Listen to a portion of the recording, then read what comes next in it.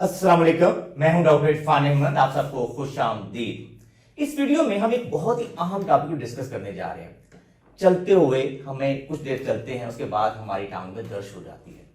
हम एमआरआई करवाते हैं, कोई समझ नहीं आती कि भाई दर्द क्यों आ रही है। एमआरआई भी क्लियर है, हम एक्सरे करवाते हैं, वो भी क्लियर है। हम ऑर्थोपेडिक सर्जन के पास जाते हैं, वो कहते हैं सब ठीक है। लेकिन हमारा मसला ये रहता है कि हम चंद कदम चलते हैं, 10 मिनट चलते हैं, 5 मिनट चलते हैं, हमारी टांग में दर्द शिद्दत इख्तियार कर जाती है। ये ध्यान रखिए कि ऐसी दर्दों की एक बड़ी वजह क्लॉडिकेशन या इंटरमिटेंट क्लॉडिकेशन होती है।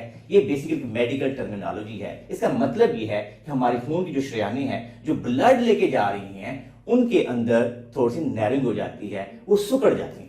इस टॉपिक को डिस्कस करने के लिए मेरे साथ मौजूद है डॉक्टर उस्मान, जो गुज़श्ता 16 साल से बेशुमार क्लॉडिकेशन के मरीजों को ठीक कर चुके हैं और ये कोशिश होती है कि ऐसे मरीजों को लाइफस्टाइल मॉडिफिकेशन ठीक करें।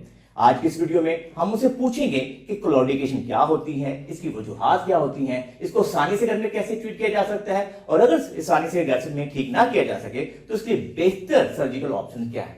तो सबसे पहले डॉक्टर साहब, हम अपना इंट्रोडक्शन करवाइए सर, आप कहाँ पे काम कर रहे हैं? जी सलाम जी, मैं डॉक्टर उस्मान जमील हूँ। मैं एक वैस्कुलर सर्जन हूँ। मैं एक as an assistant professor in vascular surgery काम कर रहा हूँ शालीमार हॉस्पिटल। वाह माशाल्लाह। उसके अलावा होराइजन हॉस्पिटल है, यहाँ पे मैं अपनी प्रैक्टिस करता हूँ। फारूक हॉस्पिटल में अपनी प्रैक्टिस करता हूँ। जबरदस्त। और काफी अच्छे से कर रहा हूँ माशाल्लाह।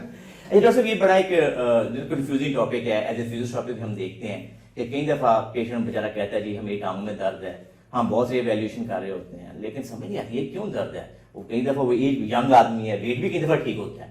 तो आप ये क्लॉडिकेशन किस तरह एक्सप्लेन करेंगे, ये है क्या चीज?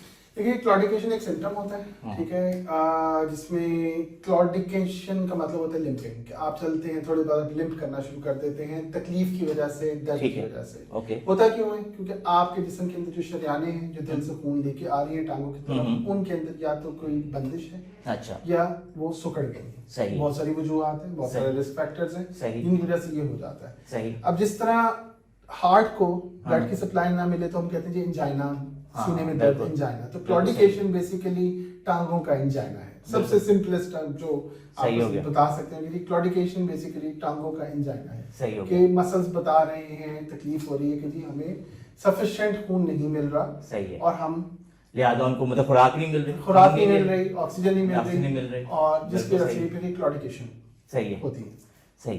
अच्छा, ये बताइए कि क्लॉडिकेशन अपने बहुत से काज़ होते हैं, तो उनमें से अगर मेजर काज अगर आप बात करें, 2 से 3 हमें बताएं कि जो आम फैम बंदा है वो समझ सके क्या वजह है कि वो। देखिए, सबसे जो क्लॉडिकेशन सिम्टम होता है पेरिफेरल वैस्कुलर डिजीज का एक।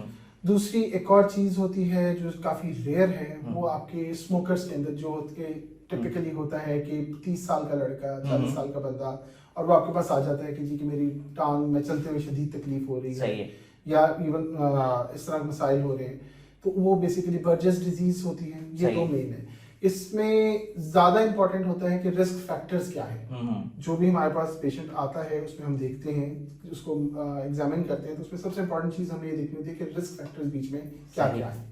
सही। तो मेजर रिस्क फैक्टर पर करें, आपने अभी तक जो कहा, तो रिस्क फैक्टर मेजर कौन से हो सकते हैं? सबसे टॉप के ऊपर जो सबसे फर्स्ट है वो स्मोकिंग है। अच्छा, स्मोकिंग सबसे टॉप के ऊपर है। तो डॉक्टर साहब, ये जो हार्ट डिजीजेज होती हैं, जैसे फॉर लिपिड प्रोफाइल के लोगों का बड़ा होता है, लोगों के क्लाड बन जाते हैं, एथेरोस्क्लेरोसिस है, डायबिटिक पेशेंट, उनमें भी ऐसी कंप्लेंट्स हो सकती है। बेसिकली इनकी जो एथेरोस्क्लेरोसिस है, that is one of the main cause of this problem. बिल्कुल सही है। जब ये होती है एथेरोस्क्लेरोसिस इतना ज्यादा एडवांस हो जाता है, मतलब क्लाड बनता है बेसिकली, सिंपल लफ्जों में हम कहते हैं। सिंपल लफ्जों में ये कि जो आपकी शरियानें हैं, उनकी दीवारों के अंदर कैल्शियम फैट इकट्ठी हो जाती है और जम जाती है वहां पे, जिसकी वजह से उनके अंदर साइज कम हो जाता है, खून के गुजरने का रास्ता छोटा हो जाता है। सही हो गया। तो एथेरोस्क्लेरोसिस का ये इफेक्ट होता है, जिसका सिम्टम है क्लॉडिकेशन के लिए क्लॉडिकेशन हो रही है। इसका मतलब सर्दियों में जो लोग ज्यादा कंप्लेन करते हैं, लेकिन मैं पहले फिर भी चल लेता था, मतलब मैं 15 मिनट चल लेता, लेकिन सर्दियों में मैं 5 मिनट नहीं चल पाता, तो ये क्या एक कोई वजह है? सिंपल सी वो है, सप्लाई वर्सेस डिमांड। अच्छा, कि सर्दियों में टेम्परेचर मेंटेन करना है, बॉडी डिमांड करती है और खून पहुंचाओ और ऑक्सीजन पहुंचाओ,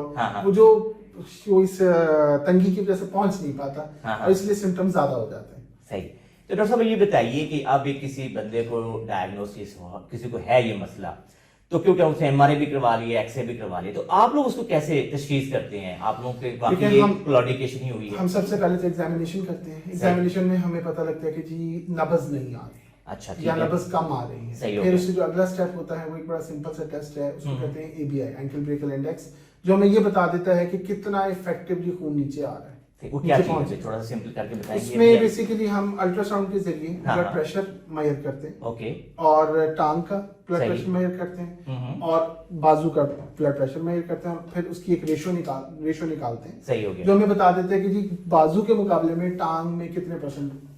तो ये आप एक वेस्कुलर सर्जन करता है या कि रेडियोलॉजिस्ट करता है? ये नहीं, ये वेस्कुलर सर्जन। ये वेस्कुलर ये वेस्कुलर सर्जन, सर्जन ठीक हो करते गया। आगे फिर नेक्स्ट स्टेप में ये होता है कि हम रेडियोलॉजिस्ट के पास भेजते हैं कि ये अब एक प्रॉपर फुल फ्लेज अल्ट्रासाउंड करके हमें ठीक बताए है।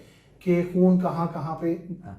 किस स्पीड से जा रहा है, सही हो गया। और कहीं पे ब्लॉकेज तो नहीं है, कहीं पे ओके। श्रिंकेज तो नहीं है, वो हमें फिर रेडियोलॉजिस्ट बताता है। सही हो गया, ठीक है। अच्छा, इससे आगे अगर फर्क ये 2-3 टेस्टों से आपको अंदाजा हो जाता है, कोई फर्दर कोई एडवांस टेस्ट भी है इसके अंदर, कुछ करना पड़ जाता है? देखिए यहाँ पे आके हमारे क्लियर हो जाते हैं नहीं, इनसे? नहीं क्लियर नहीं होता, हमारे ट्रीटमेंट का फैसला हो चुका होता है। ओके, अब ठीक अगर है। एक क्लॉडिकेंट है हाँ हाँ, जिसमें अब मैंने ये डिसाइड कर लिया है कि मैंने अब इसके अंदर ऑपरेट नहीं करना, ओके। इंटरवीन नहीं करना, सही। मैंने कोई इन तीन एंडोवास्कुलर प्रोसीजर नहीं करना, कोई ओपन सर्जरी नहीं सही हो करनी, गया।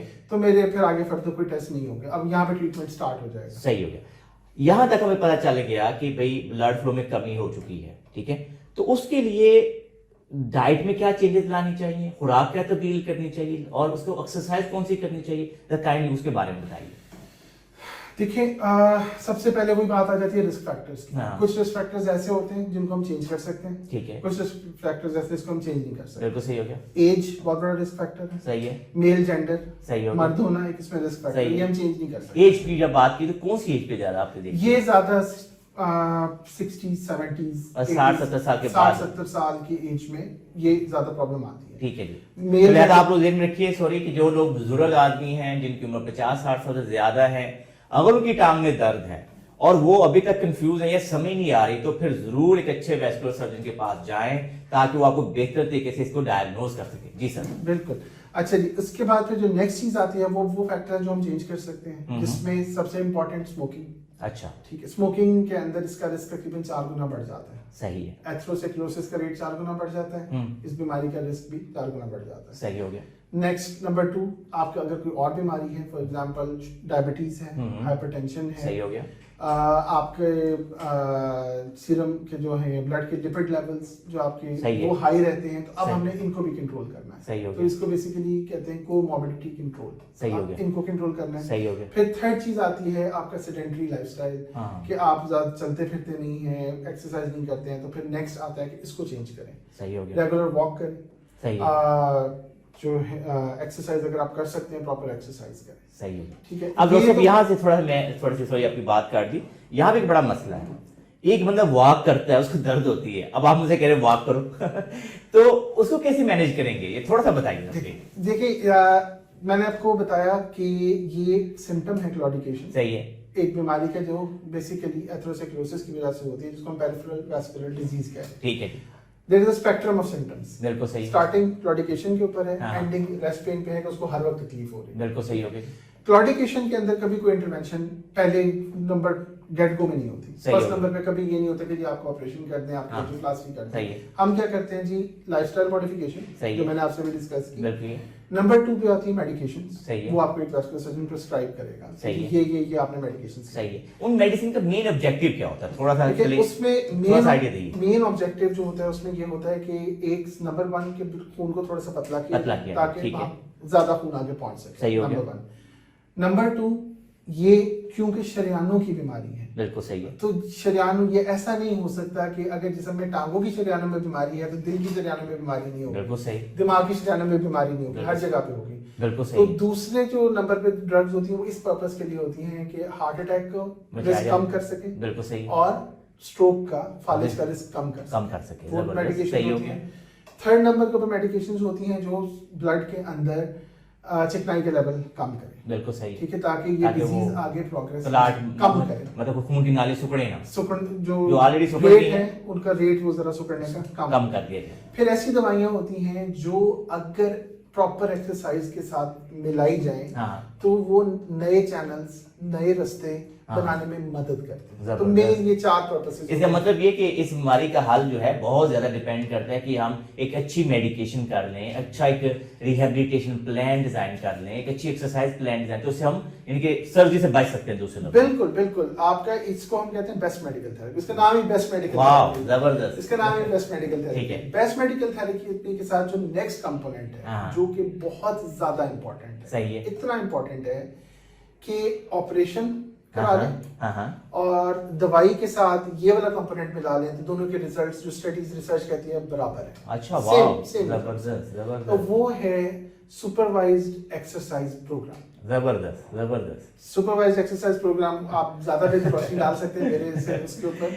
ये डॉक्टर साहब बेसिकली इस बात हमारे कोर्ट में बार बार फेंक देते हैं, तो इसका ये मतलब ये है कि वर्जिशों से बहुत सारी बीमारियों का इलाज है, जो कि हर बीमारी के अंदर उसका अपना रोल प्ले करती है। तो क्लॉडिकेशन के अंदर भी एक्सरसाइज का बहुत इंपॉर्टेंट रोल है। इसके अंदर एक बहुत जबरदस्त जो साइंटिफिक स्टडी से बात साबित है कि अगर आप वॉक प्रोग्राम डिजाइन करें, जिसका मतलब ये होगा वॉक, रेस्ट, वॉक, हम सिंपल वर्ड में बताने की कोशिश करेंगे कि आप चलेंगे और जहां तक आप चलते हैं, लेट्स से आप सुपरवाइज वॉक करते हैं 30 से 45 मिनट की, आप वॉक करना शुरू करते हैं और आपको लगता है कि मुझे दर्द शुरू हो गई है, थोड़ा सा पुश करते हैं और जब लगता है थोड़ी दर्द ज्यादा, वहां पे बैठ जाते हैं, 1 मिनट बैठते हैं, 2 मिनट बैठते हैं, 3 मिनट बैठते हैं और आपकी दर्द खत्म हो जाती है और फिर वॉक करते हैं। इसका मतलब है कि सुपरवाइज आप वॉक कर रहे हैं। किसी टाइम नेक्स्ट टाइम में हम आपको और डिटेल में इसके बारे में आपको बताएंगे, लेकिन इसमें वॉक, रेस्ट, वॉक हफ्ते में 3 से 4 दफा सुपरविजन के अंदर, फिजियोथेरेपिक सुपरविजन में आप ये करेंगे तो यूजुअली ये देखा गया कि जो लोग 5 मिनट नहीं चल पाते, 2 मिनट नहीं चल पाते,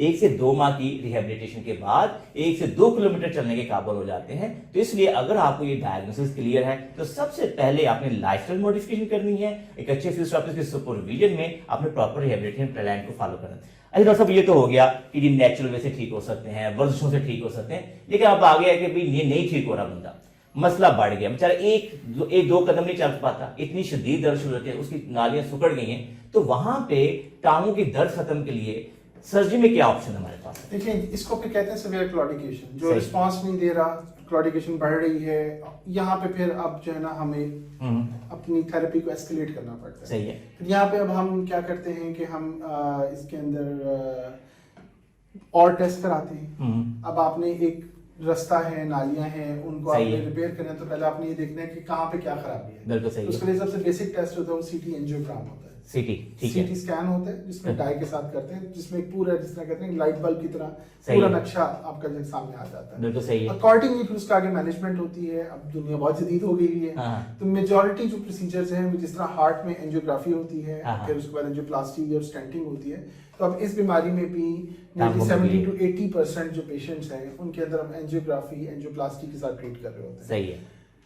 कुछ पेशेंट्स ऐसे हैं जो जिनमें ये इधर क्या होता है कि ये फेल हो जाती है, सही है। कि नहीं कर पाते, बहुत थोड़ी परसेंटेज है कि वो रिजल्ट्स नहीं मिलते जो हमें चाहिए, या उनकी बीमारी इतनी ज्यादा है कि उनमें एंजियोप्लास्टी नहीं हो सकती। सही है। उनमें फिर बाईपास, जिस तरह अगेन हार्ट में बाईपास होते हैं, सही है। एंजियोप्लास्टी होती है। तो डॉक्टर साहब, पाकिस्तान में आप लोग करते हैं? जी बिल्कुल, बहुत बाईपास, ज्यादा, बहुत मतलब लेग्स के ऊपर ये सारी सर्जरीज हो रही हैं? जी बिल्कुल बिल्कुल। जबरदस्त, जबरदस्त। तो ये ध्यान रखिए कि luckily we are live in those countries कि यहाँ पे मेडिकल बहुत एडवांस है। ये ध्यान रखिए, पाकिस्तान एक ऐसा कंट्री है यहाँ पे almost all latest treatment option है। अगर क्लॉडिकेशन है और आपके खून की नालियां सुकड़ी हुई हैं, तो ऐसा मतलब ये नहीं कि पाकिस्तान में इसका इलाज नहीं है। डॉक्टर उस्मान जैसे कॉम्पिटेंट वेस्कुलर सर्जन हैं जो इसको बड़ी आसानी से, बड़े अच्छे तरीके से मैनेज करें। मैं उम्मीद करता हूं कि जिन लोगों में टांग की दर्द है, क्लॉडिकेशन है, उनको इस वीडियो से जरूर फायदा मिला होगा। अगर आपको ये हमारी वीडियो पसंद आई है तो इसको लाइक और शेयर कीजिए, हमारे चैनल को सब्सक्राइब कीजिए और बेल आइकन को जरूर क्लिक कीजिए ताकि आपको हमारी नई वीडियोस के बारे में आगाही हो। अल्लाह हम सबका हामी और नासिर हो। अल्लाह हाफिज।